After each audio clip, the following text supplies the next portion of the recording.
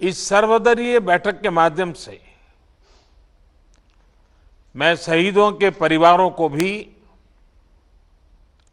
ये विश्वास दिलाता हूं कि पूरा देश उनके साथ है, पूरा देश उन्हें नमन करता है।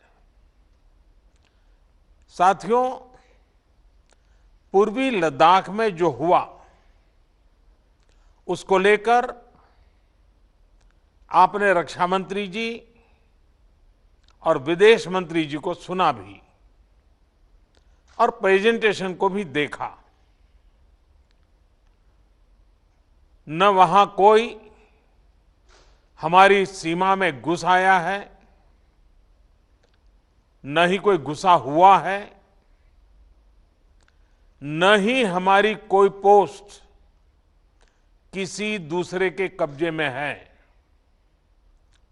लद्दाख में हमारे 20 जाबाज शहीद हुए, लेकिन जिन्होंने भारत माता की तरफ आंख उठाकर देखा था, उन्हें वो सबक सिखा कर गए हैं।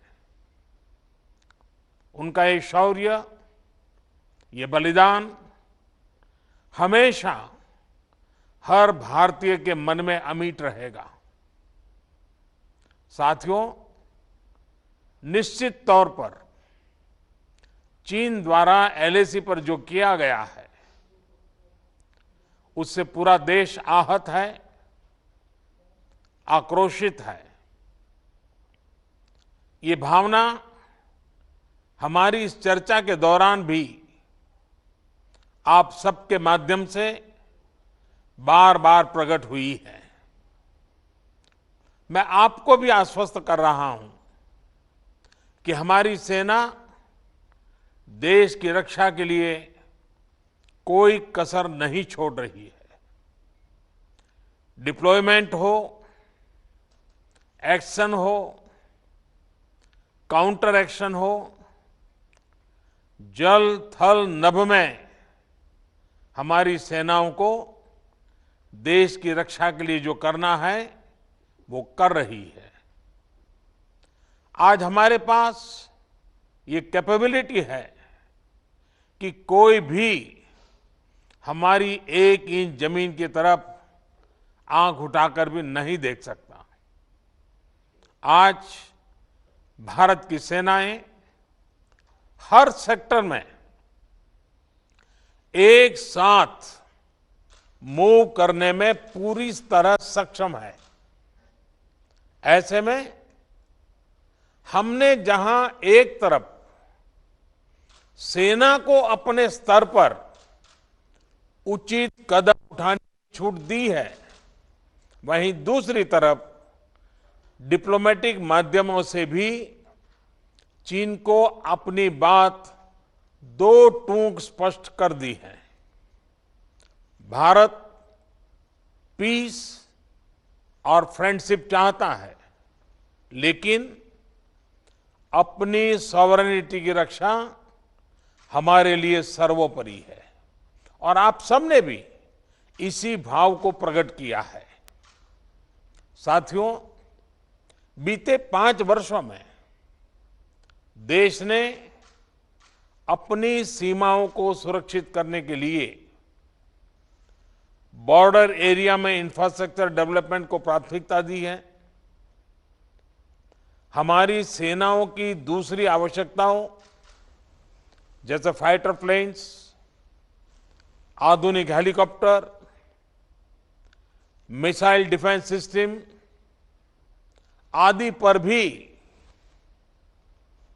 हमने बहुत बल दिया है। नए बने हुए इंफ्रास्ट्रक्चर की वजह से खासकर एलएसी में अब हमारी पेट्रोलिंग की कैपेसिटी भी बढ़ गई है। पेट्रोलिंग बढ़ने की वजह से अब सतर्कता बढ़ी है और एलएसी पर हो रही गतिविधियों के बारे में भी समय पर पता चल रहा है। जिन क्षेत्रों पर पहले बहुत नजर नहीं रहती थी, अब वहां भी हमारे जवान अच्छी तरह से मॉनिटर कर पा रहे हैं, रिस्पॉन्ड भी कर पा रहे हैं।